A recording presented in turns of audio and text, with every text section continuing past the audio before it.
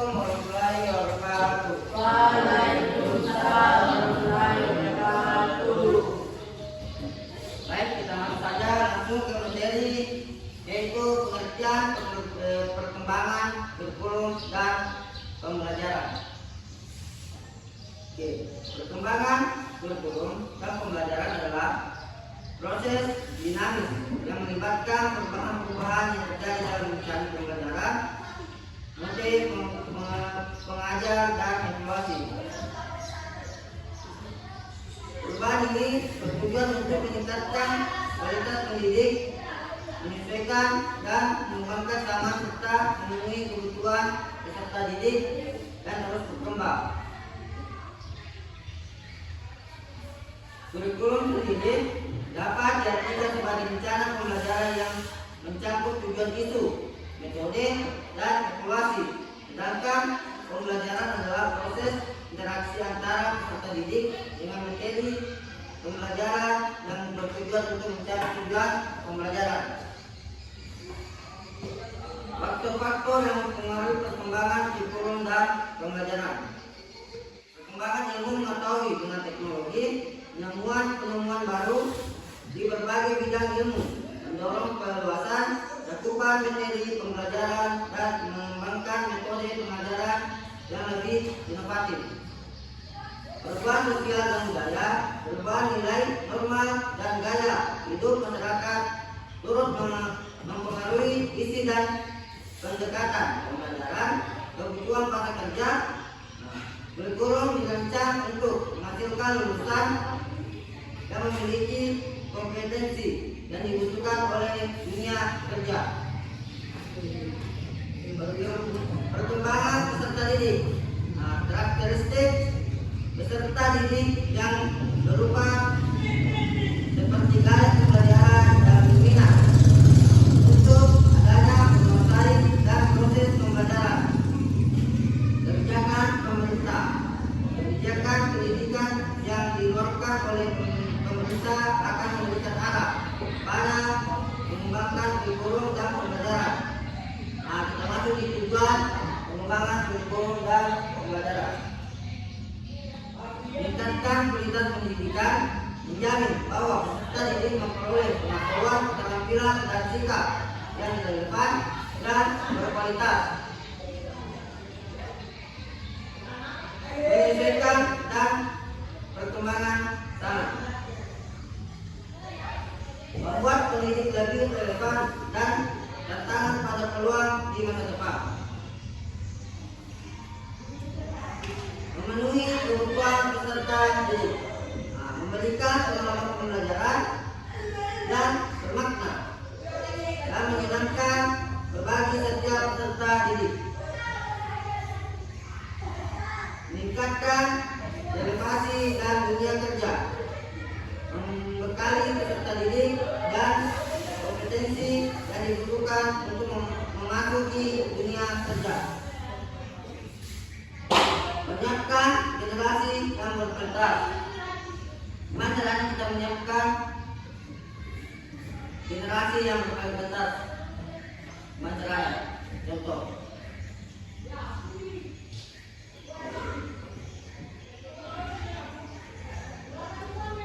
Selain itu, begitu dulu kita harus bersihkan motivasi pada diri kita, apalagi yang sudah SMA, mau kuliah atau mau kerja, kita menunjukkan motivasi.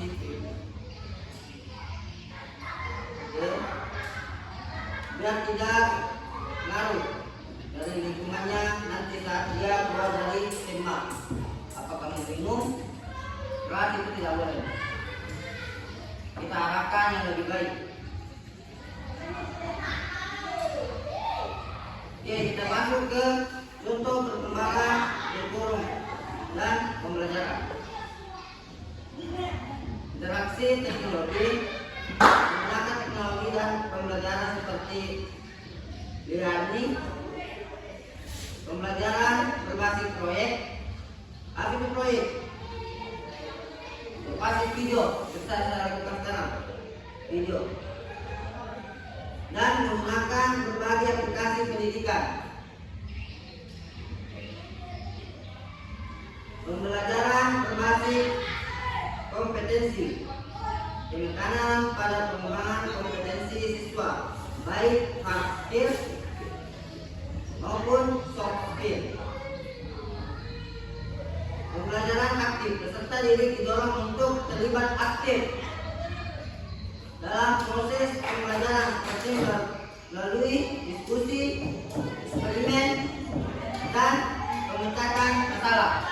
Peserta yang saya tanya harus merespons satu pun, 1, 2 orang, 3 orang kan harus memecahkan masalah yang sudah dijawab oleh pesertanya. Pembelajaran berdiferensiasi, kemudian pembelajaran untuk memenuhi kebutuhan dan gaya belajar yang berbeda-beda dari setiap siswa. Pembelajaran panjang hayat, pendidikan tidak hanya terbatas di sekolah, tapi berlanjut di sepanjang hidup. Kita masuk ke sejarah. Sejarah perkembangan kurikulum dan pembelajaran adalah jantung dan setiap sistem pendidikan. Ia merupakan sejarah pembelajaran yang terstruktur. Oke, ini pasal 9. Kurikulum apa namanya? Kalau kamu 7 tahu dong? Kurikulum Merdeka. 89 yang kau pelajari? Kurikulum 2013 atau 1913.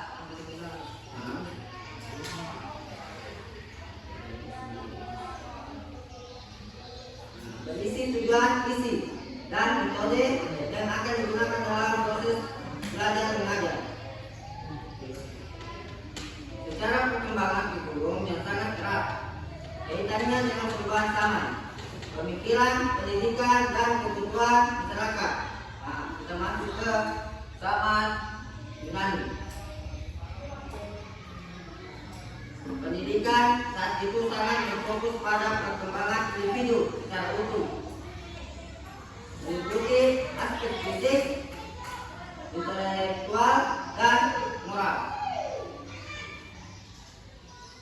Kurikulumnya lebih bersifat umum dan menekankan pada penggunaan bahasa, matematika, filsafat, dan seni. Sekarang apa nomor 3?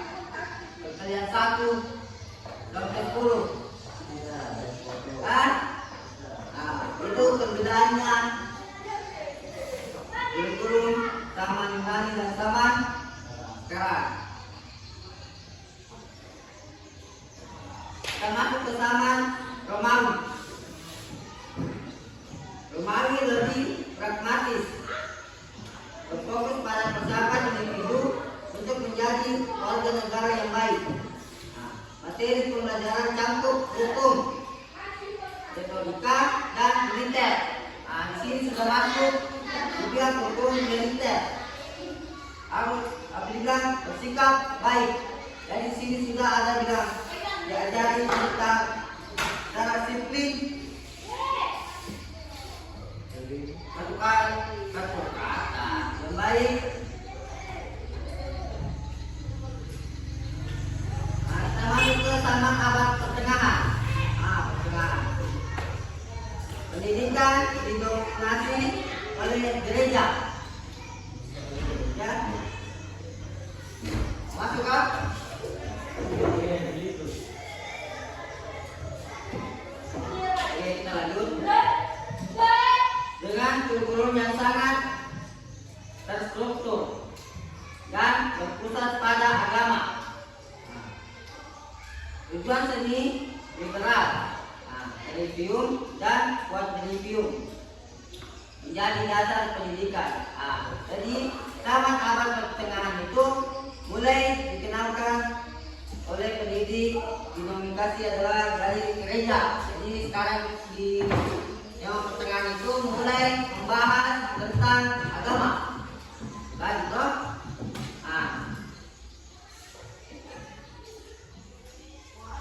sekarang masuk ke zaman Renaissance. Nah, Renaissance terjadi pergerakan fokus dari agama ke humanisme. Foucault mulai memasukkan kembali studi tentang bahasa klasik, sejarah, dan filsafat. Sini mulai kembali ulang lagi dari zaman abad pertengahan masuk ke zaman Renaissance, kembali lagi ke zaman Yunani kuno. Mulai lagi cara bicaranya kembali lagi ke zaman Yunani kuno.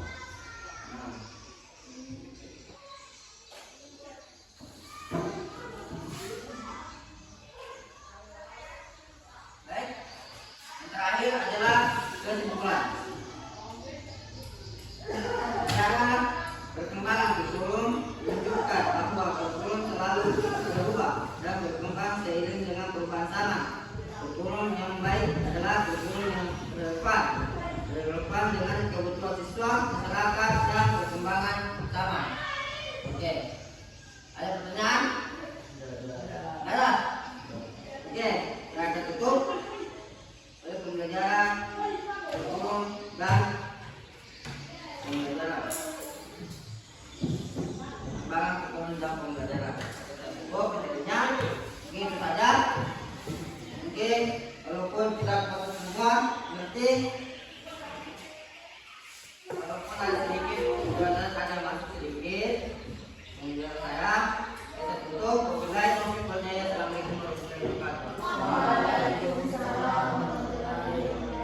Ada satu.